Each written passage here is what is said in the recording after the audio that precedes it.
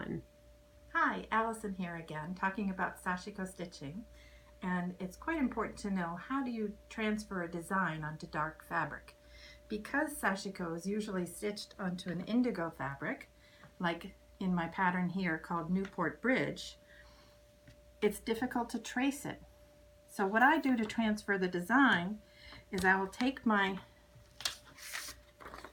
design, my image on the paper, and I will use something like a transdoodle chalk paper.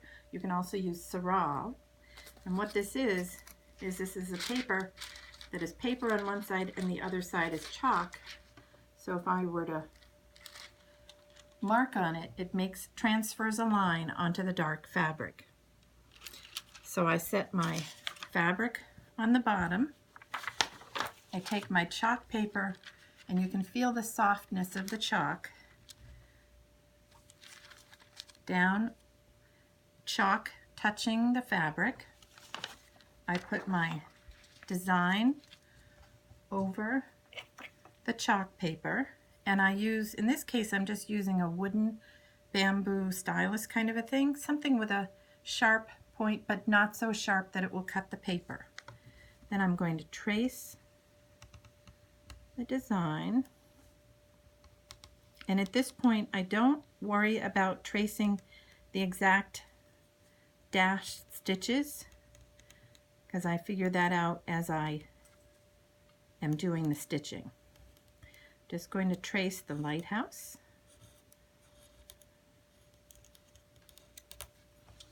And when I pick up the paper and pick up the chalk paper, you'll see the design of the lighthouse.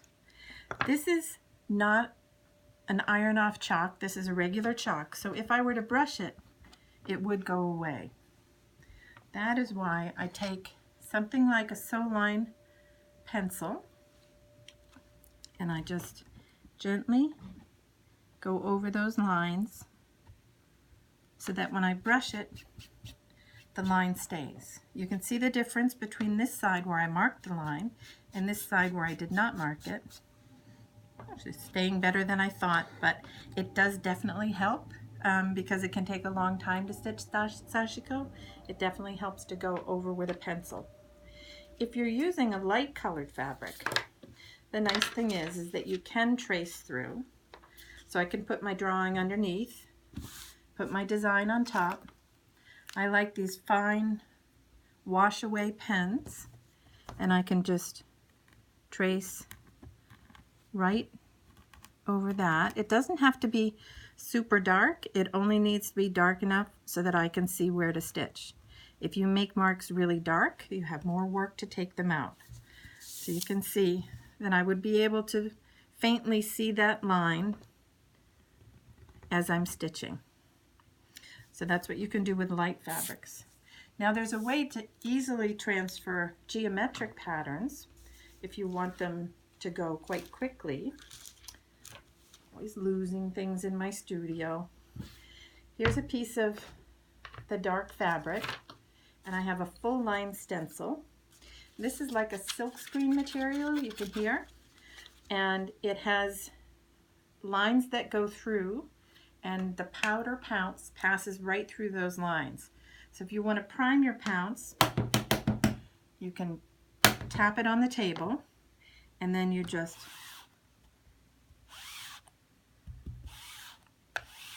and you're doing more of a brushing action than a poofing action, because if you poof on here a lot, you'll get, you can see it's a little bit cloudy. And there are your lines. Now these lines, again, this is an iron off, and so I can brush it and work it with my hands as I'm stitching, and the lines will stay on. And the real magic happens when you go and take it to the iron. We're going to make sure that the iron is nice and hot, because it works best when it's hot. A little bit hotter. And you can see those lines there, and say I've now finished my stitching.